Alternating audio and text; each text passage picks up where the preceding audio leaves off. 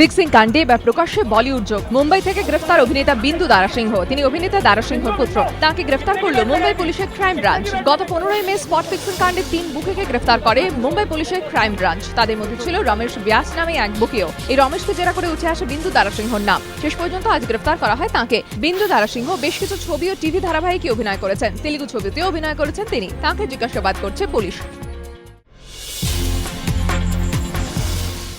সারদা কাণ্ডে ধৃত দেবযানী মুখোপাধ্যায়কে হেফাজতে পেল দক্ষিণ 24 পরগনা জেলা পুলিশ। আজ তাকে 8 দিনের পুলিশ হেফাজতে নির্দেশ দিয়েছে বারুইপুর আদালত। তবে সুদীপ্ত অরবিন্দর মতো দেবযানীকেও নিউ টাউন থানায় রাখা হবে। আগামী 28 তারিখ সুদীপ্ত ও অরবিন্দর সঙ্গে তাকে ফের আদালতে পেশ করা হবে। সুদীপ্ত অরবিন্দর পাশাপাশি দেবযানীকে জেরা করে সারদা কাণ্ডে বেশ কিছু গুরুত্বপূর্ণ তথ্য পাওয়া যাবে বলে মনে করছেন তদন্তকারী অফিসাররা। এদিকে প্রতারণার অভিযোগে সারদা দক্ষিণ 24 পরগনার জেনারেল ম্যানেজার অরিন্দম দাস ওরফে বুম্বাকে গ্রেফতারের দাবি করেছেন সংস্থার এজেন্টরা। আজ তার আগাম জামিনের আবেদন খারিজ করে দিয়েছে আদালত। সারদা কাণ্ডে অরিন্দম দাসের ভাই বুম্বার জামিনের আবেদনও নাকচ করে দিয়েছে আদালত।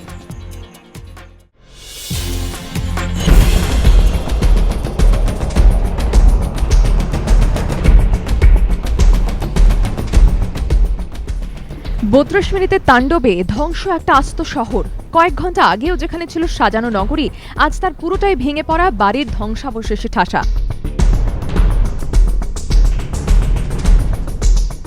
বিধ্বংসী টর্নেডো তাণ্ডবে বিপর্যস্ত আমেরিকার ওকলাহোমা।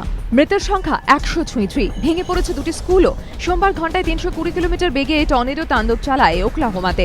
সবচেয়ে বেশি ক্ষতিগ্রস্ত মুর এলাকা।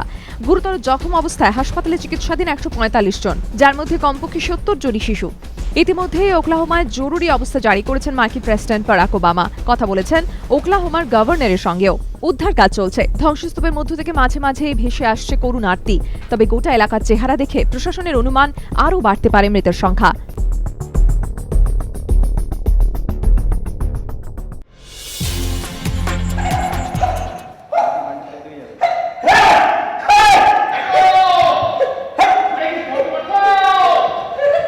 নাটকের রিহার্সাল চলছে পুরো দমে।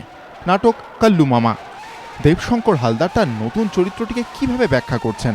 এই নাটক এটাকে বলবো বা কি বলবো জানি না, এটা একটা আখ্যান, মানে একটা মানুষের বা একাধিক মানুষের জীবনযাপনের আখ্যান বলা যেতে পারে।